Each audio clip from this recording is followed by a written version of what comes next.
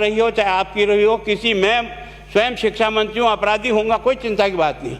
लेकिन आप कम से कम इन 10 सालों से इन जितनी कोचिंग संस्थाएं चल रही है, इनकी जितनी परीक्षाएं हुई है, उनके परीक्षा के रिजल्ट के साथ आप एक टीम लगा करके इनका पोस्टमार्टम करो, तब आपको समझ में आ जाएगा कि ये बीमारी कहाँ से चली है।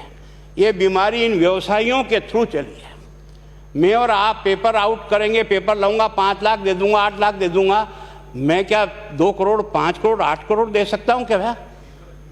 ये सारे के सारे जो पैसे देने वाले बड़े बड़े दिग्गज लोग हैं, जो कोई 10 करोड़ में पेपर ले जाता है, कोई 3 करोड़ में ले जाता है, कोई 2 करोड़ में ले जाता है, फिर अपने कोचिंग संस्थान में रिजल्ट लाता है, उसके बाद बड़े बड़े पोस्टर बाहर लगाता है, मेरा 100% सिलेक्शन। ये है बीमारी की जड़। अगर मार करना चाहते हो तो यहाँ करो, तब तो जा कर के इसको कोई रोक सकोगे। बाकी से केवल मन को संतुष्ट करने का काम करो तो ये राजस्थान के उस गरीब बच्चे के साथ न्याय नहीं होगा, जो बड़ी मुश्किल से पढ़ता है, अपने घर में बूढ़े माँ बाप को भूखे मार के पढ़ता है और उसके बाद परीक्षा के लिए जाता है, रोता हुआ घर लौटता है। क्या दुख नहीं होता है? हम लोगों के मन में कोई रहम नहीं है कि आखिर उस बच्चे का क्या होगा जो अपनी बड़ी पीड़ा के साथ पढ़ रहा है। इन सारे पैसे वाले लोगों के पास में आपने सारी सरकारी नौकरियों को भेज दिया। मैं बहुत कड़वा सच बोल रहा हूँ। आज जो पिछले 8 साल में नौकरी में लगे ना, उन सब का भी पोस्टमार्टम कराओ, आपको लगेगा आधा फर्जी मामला निकलेगा। कोई है नहीं, कोई सोचने वाला है इस पर कि आखिर उसके दर्द को कौन जानेगा, है ना। जिस प्रकार से हमने परीक्षा के माध्यम से इन पैसे वाले लोगों को उतार करके सारे के सारे उन गरीबों की आशाओं के ऊपर पानी फेर दिया। रात और दिन पढ़ता है, भूखा प्यासा पढ़ता है, घर बेच करके पढ़ता है, खेत बेच करके पढ़ता है, लेकिन जब उसका सिलेक्शन नहीं होता तो जहर खा के मरता है। कोई इस पीड़ा को समझने के लिए तैयार नहीं है। और हम इस कानून को ला करके दुनिया को बताना चाह रहे हैं कि हमने इतना बड़ा कानून कर दिया, इस कानून से कुछ भी नहीं होगा। मैं आज आपको कह रहा हूँ, ये जो आपने नए प्रावधान जोड़े हैं, मैं सोचता हूँ कि मुझे कुछ बोलने की इच्छा नहीं, मुझे बहुत दुख है इस बात का। क्या होगा ये?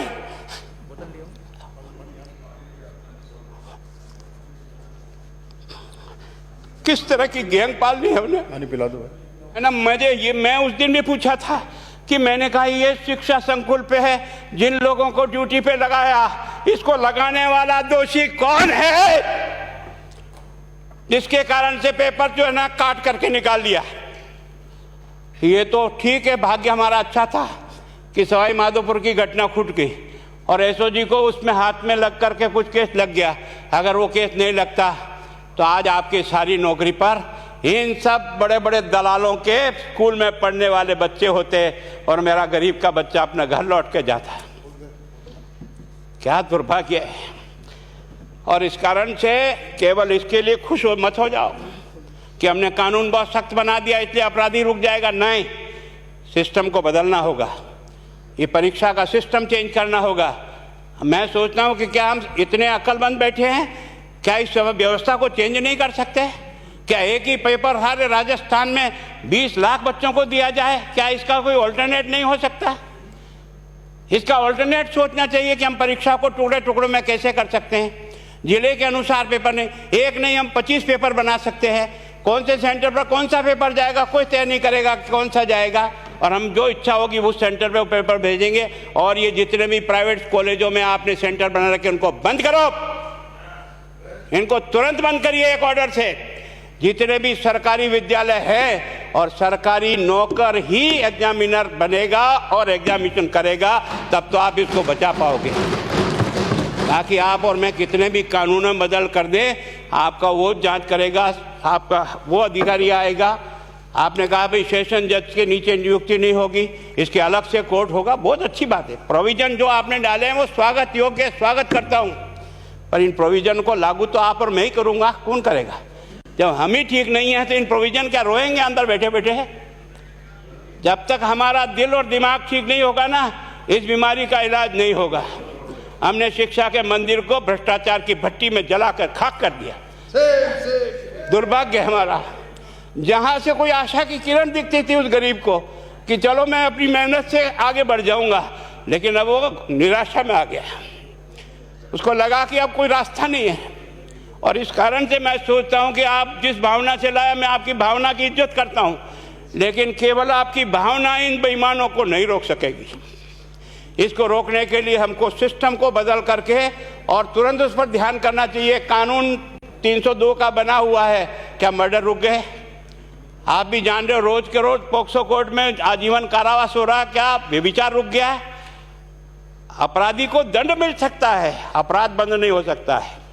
अपराध बंद करने के लिए जो सिस्टम होते हैं उस सिस्टम में चलो।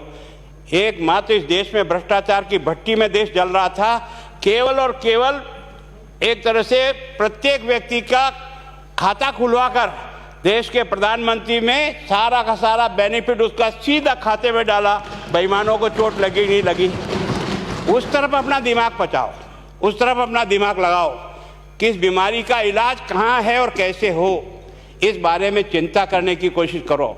मैं कई बार इधर सीकर और इधर गया तो मैं सोचता हूँ कोचिंग संस्थान की बिल्डिंग देंगे ना तो टोपी गिर जाए नीचे से।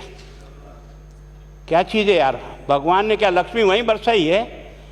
और जो बाकी संस्थाएं, उसका कारण यह है कि हमने अपनी दुकान को इतनी कमज़ोर कर दी है कि जहाँ बच्चे अच्छी तरह से शिक्षा लेकर के हम जैसे गरीब पढ़ करके यहाँ आ गए, अब वो रास्ते नहीं हैं। और इस कारण से मेरी बहुत विनम्र प्रार्थना है, इस बीमारी का इलाज चाहिए बच्चे को, कानून से नहीं होगा, कानून के अलावा होगा, और उसमें आप करें। धन्यवाद। Thank you. माननीय मंत्री महोदय।